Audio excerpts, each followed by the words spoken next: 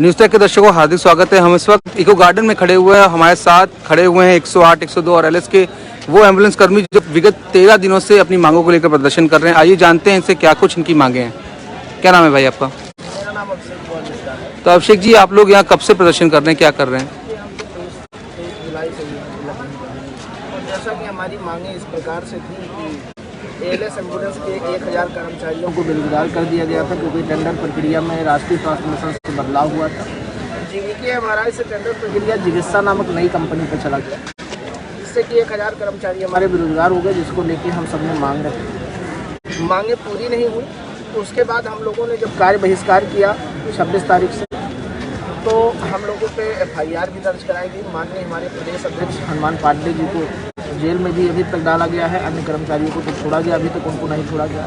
हमारी मांगें हैं कि सर्वप्रथम तो हमारे माननीय हनुमान पांडे जी को रिहा किया जाए, हम सबके बीच में है। दूसरी मांग है कि सभी को तत्काल प्रभाव से ड्यूटी ज्वाइन करवाई जाए। जितने भी कर्मचारियों को बर्खास्त किया गया है, लगभग हमारे 4-5 हज़ार कर्मचारियों को बर्खास्त किया गया, तो 5000 कर्मचारियों को तत्काल उनको बैक टू बेस जहाँ पे वो ड्यूटी कर रहे थे पुनः सम्मान उनको वापस करवाया गया। और न्यूनतम वेतनमान और ओवर टाइम के साथ वेतनमान लागू हो और सभी कर्मचारियों का समायोजन सुनिश्चित किया जाए सरकार के द्वारा। और जहाँ तक हो सके इस ठेका प्रथा को मुक्त किया जाए, क्योंकि ठेका प्रथा में सभी कर्मचारियों का शोषण बृहद स्तर पर इस समय चल रहा है। कोई भी कंपनी आती है वो सिर्फ कर्मचारियों को लूटने का काम करते हैं और उन्हें शोषण करते हैं। जो नई कंपनी जिसको ये ठेका मिला हुआ है, उन्होंने कुछ पैसों की भी मांग की है आपसे? हाँ, उन्होंने पैसे की मांग की, क्योंकि हम लोग लगभग 2012 से ही कार्यरत थे, क्योंकि नए कर्मचारी की भर्ती जीवीकेएमआरआई में नहीं हुई थी। हमें लोगों को प्रमोट किया गया था योग्यता के आधार पर और अनुभव के आधार पर एलएस। तो लगभग हम लोग 8 वर्षों से 9 वर्षों से लगातार 2012 से सरकार की और प्रशासन की गाइडलाइन का पालन करते हुए निष्ठा भाव से सेवा भी दे रहे हैं। कोरोना जैसी वैश्विक महामारी में हमने पूरे बलिदान के साथ काम किया है और सभी प्रशासन की गाइडलाइनों का सुनिश्चित रूप से पालन किया है।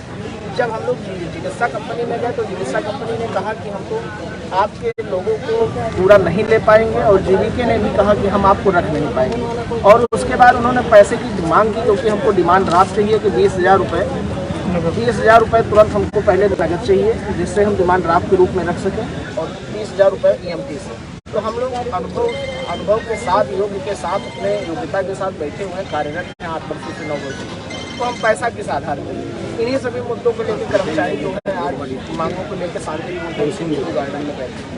नहीं तो आपकी जो मांगे थे इसको लेकर किसी वरिष्ठ अधिकारी से आपकी बात हुई है? हमने बार बार पत्राचार के माध्यम से, मीडिया के माध्यम से, मीडिया कर्मियों की प्रेस कॉन्फ्रेंस भी की हमने लखनऊ माननीय प्रदेश अध्यक्ष हनुमान पांडे जी ने। उन्होंने सभी लोगों को, श्रम विभाग में भी हमारी वार्ता हुई, माननीय मुख्यमंत्री जी को, माननीय प्रधानमंत्री जी को, माननीय श्रम मंत्री जी को, माननीय स्वास्थ्य मंत्री जी को, कई अन्य पदाधिकारीगणों को, वरिष्ठ हमारे NHM में भी दिया गया, जिसकी जानकारी सभी के पास थी। उसके बाद भी लेकिन इस पर कोई सुनिश्चित जो है ठोस कदम नहीं उठाया गया सरकार प्रशासन के द्वारा। लेकिन अब माननीय मुख्यमंत्री जी तक हमने पत्राचार के माध्यम से भेजा है, उस पर संज्ञान भी लिया गया है। तो उन्होंने आश्वस्त भी किया है, क्योंकि BMS जो है भारतीय मजदूर संघ के हमारे राष्ट्रीय वरिष्ठ पदाधिकारी भी यहाँ पे आ चुके हैं, उन्होंने पूर्ण समर्थन भी किया है। उन्होंने कहा है कि कर्मचारियों का हक दिलाना और कर्मचारियों की न्यायिक मांगों को मनवाना हमारा कर्तव्य। सरकार और प्रशासन के कंधे से कंधा मिलाकर चलने के लिए हम तत्पर रहेंगे हमारी मांगों को। अगर उत्तर प्रदेश सरकार आपकी मांगे नहीं मानती तो आगे आप क्या करने के लिए बाध्य होंगे? नहीं, देखिए, हमको तो पूर्ण विश्वास है कि उत्तर प्रदेश सरकार हमारी मांग को मानेगी, क्योंकि हमारे साथ जनता की और सभी कर्मचारियों की सहानुभूति भी है, जनता की भी सहानुभूति है, सरकार प्रशासन की भी सहानुभूति है। क्योंकि कोरोना जैसी ही एक महामारी नहीं, हमारे अनेकों महामारी और अनेकों कैजुअलिटी में हमने जनता को बचाने का कार्य किया है। हम एक जीवन रक्षक प्रणाली के स्वास्थ्य विभाग की रहती हैं, तो हमारे साथ सभी की संवेदनाएं हैं, हमारे साथ संवेदना प्रकट कर रहे हैं। लगातार कई मंत्रीगण से और कई विधायक और सांसदगण से बात हो रही है। लगातार उन्होंने समर्थन का प्रयास किया है और हमारी मांगों को जायज ठहराया और पूरा करने का भी आश्वासन दिया है। चलिए, बहुत बहुत धन्यवाद।